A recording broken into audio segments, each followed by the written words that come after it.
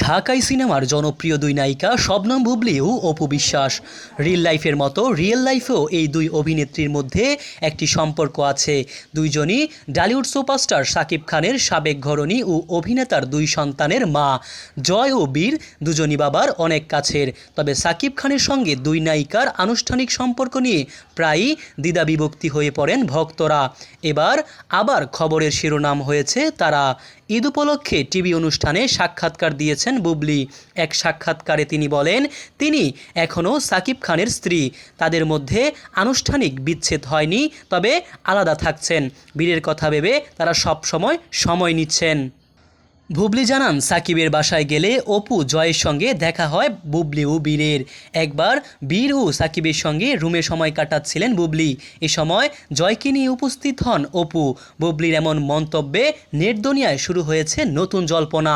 এদিকে বিভিন্ন গণমাধ্যমের খবর শুনে নাকি বিরক্ত সাকিব ও অপু। সম্প্রতি গণমাধ্যমে দেয়া এক সাক্ষাৎকারে অপু বিশ্বাস বলেন, আমি একজন নারী হিসাবে বলবো, উনি যথার্থ সম্মানীয় মানুষ। প্রতিটি মানুষকে তার নিজের কাছে সম্মানের জায়গা খুঁজেন। তিনিও এতটা সময় ধরে তার ক্যারিয়ারের ব্যস্ত সময় কাটাচ্ছেন।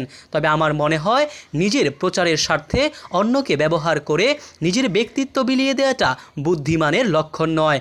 আর যদি এটাই সে মনে করে, তাহলে তার উপযুক্ত চিকিৎসার দরকার।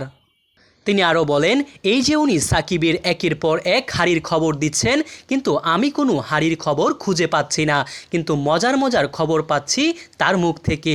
এ ব্যাপারে আর কী বা বলবো, উনার মনে হয় ডাক্তার দেখানো উচিত। সবশেষে অপু বলেন, এখন আমরা একটা পর্যায়ে আছি, আমাদের কথাবার্তা যেন যথাযথ হয়, খেয়াল রাখা উচিত। এখন এসব কথা হাস্যকর মনে হয়, অতি ভক্তি চোরের লক্ষণ। আমি মনে করি উনার সুস্থ থাকা দরকার।